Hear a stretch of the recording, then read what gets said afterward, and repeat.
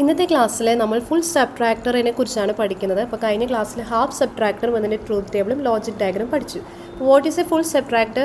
A full subtractor is A combinational circuit that has 3 inputs A B B in and 2 outputs D and B. ഇവിടെ 3 ഇൻപുട്ടാണ് വരുന്നത്, A B B in. അതുപോലെ തന്നെ 2 outputs വരും, difference and borrow. And നമുക്കറിയാം half subtractor use ചെയ്ത് വളരെ ചെറിയ നമ്പേഴ്സിൻ്റെ സബ്ട്രാക്ഷൻ മാത്രമേ നമുക്ക് നടക്കത്തുള്ളൂ.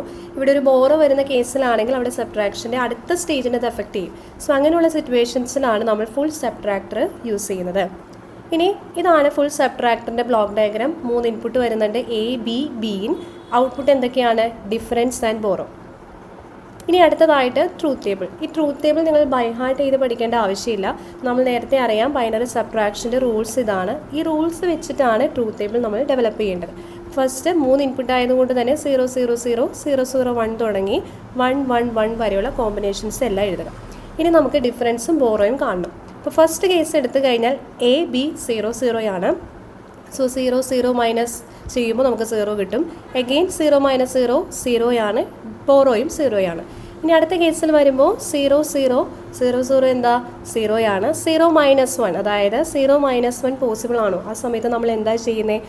ഒരു ബോറോ 1 എടുക്കും. സോ അതാണ് ഇവിടെ എഴുതിയിരിക്കുന്നത്. 0 മൈനസ് 1 വരുമ്പോൾ ബോറോ 1 വരും, ഡിഫറൻസ് 1 വരും. അടുത്ത കേസ് എടുക്കാം, 0 മൈനസ് 1. അഗെയിൻ 0 മൈനസ് 1 പോസിബിൾ ആണോ? അല്ല. 0 മൈനസ് 1 വരുമ്പോൾ ബോറോ 1 വേണം.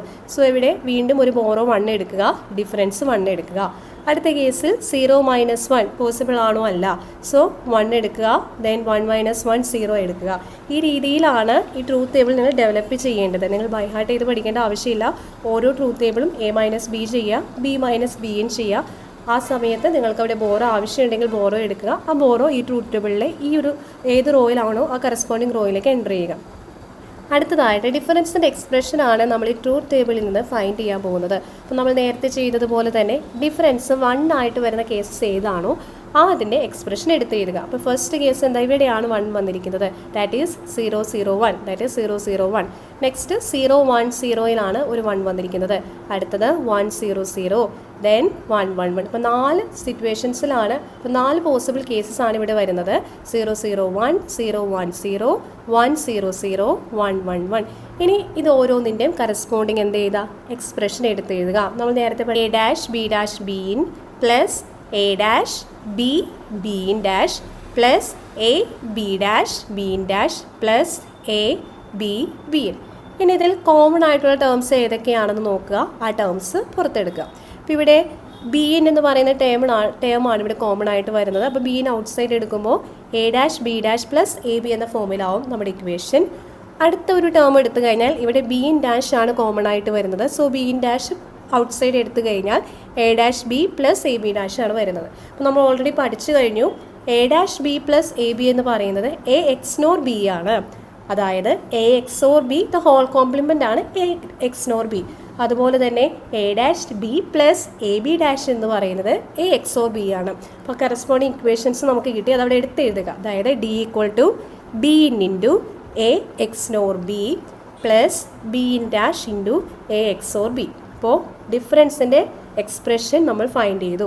അടുത്തതായിട്ട് നമ്മൾ ബോറോയുടെ ബി ഔട്ടിൻ്റെ എക്സ്പ്രഷനാണ് കണ്ടുപിടിക്കാൻ പോകുന്നത്. നേരത്തെ ചെയ്തതുപോലെ തന്നെ ട്രൂത്ത് ടേബിൾ എഴുതുക. ഇവിടെ ബോറോ 1 ആയിട്ട് വരുന്ന കേസസിൻ്റെ എക്സ്പ്രഷൻ എടുത്ത് എഴുതുക. അതായത് B out equal to A dash B dash B in plus A dash B into B in dash plus A dash B into B in plus A B into B in എന്നാണ് നമുക്ക് കിട്ടുക. അപ്പോൾ ഇതിൽ നിന്ന് common ആയിട്ട് വരുന്ന term നോക്കിക്കഴിഞ്ഞാൽ A dash B common ആണ്. സോ കോമൺ ആയിട്ട് വരുന്ന ടേം എടുത്ത് എഴുതുക. A dash B into B in dash plus A dash B into B ഇനിൽ എ ഡാഷ് ബി ആണ് കോമൺ ആയിട്ട് വരുന്നത്. അപ്പോൾ അത് ഔട്ട് സൈഡ് എടുക്കുമ്പോൾ നമുക്ക് കിട്ടുന്നത് A dash B into B in dash plus B in. നമുക്കറിയാം എ പ്ലസ് എ കോംപ്ലിമെൻ്റ് എന്താ 1 ആണ്. സോ എ ഡാഷ് ബി എന്നാണ് നമുക്ക് കിട്ടുന്നത്. അപ്പോൾ അതായത് നമ്മുടെ ഇക്വേഷൻ ഇപ്പോൾ ഈ ഒരു ഫോമിലായി A dash B dash into B in plus A dash B plus A B into B in. അപ്പോൾ നമുക്കറിയാം ഇതിൽ നിന്ന് വീണ്ടും നമ്മൾ എന്ത് ചെയ്യുക? ബി ഇൻ എന്ന് പറയുന്ന ടേം കോമൺ ആയിട്ടുള്ളത് ഔട്ട് സൈഡ് എടുക്കുക. So A dash B plus B in into A dash B plus A dash B dash plus A B. അതായത് നമുക്കറിയാം A dash B plus A B എന്ന് പറയുന്നത് നമ്മുടെ X nor ആണ്. X nor എന്ന് നമുക്ക് എങ്ങനെ എഴുതാം? എ എക്സ് ഓർ ബിയുടെ കോംപ്ലിമെൻ്റ് ആണ് എക്സ് നോർ ഗേറ്റ് എന്ന് പറയുന്നത്. അതായത് നമുക്ക് എ എക്സ് നോർ ബി എന്ന് പറയുന്നത് ഈ രീതിയിൽ എഴുതാം, അല്ലെങ്കിൽ A X or B the whole complement എന്ന് എഴുതാം. ഇപ്പോൾ നമ്മുടെ ഇക്വേഷനെ നമുക്ക് ഫൈനലി എങ്ങനെ എഴുതാം? ബി ഔട്ട് ഈക്വൽ ടു ഈ ഒരു ടേമിനെ നമുക്ക് എഴുതാം A X or B the whole complement into B in plus A dash B. അപ്പോൾ ഇത് രണ്ടുമാണ്. അപ്പോൾ നമ്മൾ ഡിഫറൻസിൻ്റെയും ബോറോയുടെയും ഇക്വേഷൻസ് ഡിറൈവ് ചെയ്തു. അപ്പോൾ ഈ ഒരു ക്ലാസ്സിലിരുന്ന് നിങ്ങൾ ഹാഫ് ആർഡറിൻ്റെ അതുപോലെ തന്നെ ഫുൾ ആർഡറിൻ്റെ നോട്ട്സ് പ്രിപ്പയർ ചെയ്യാം.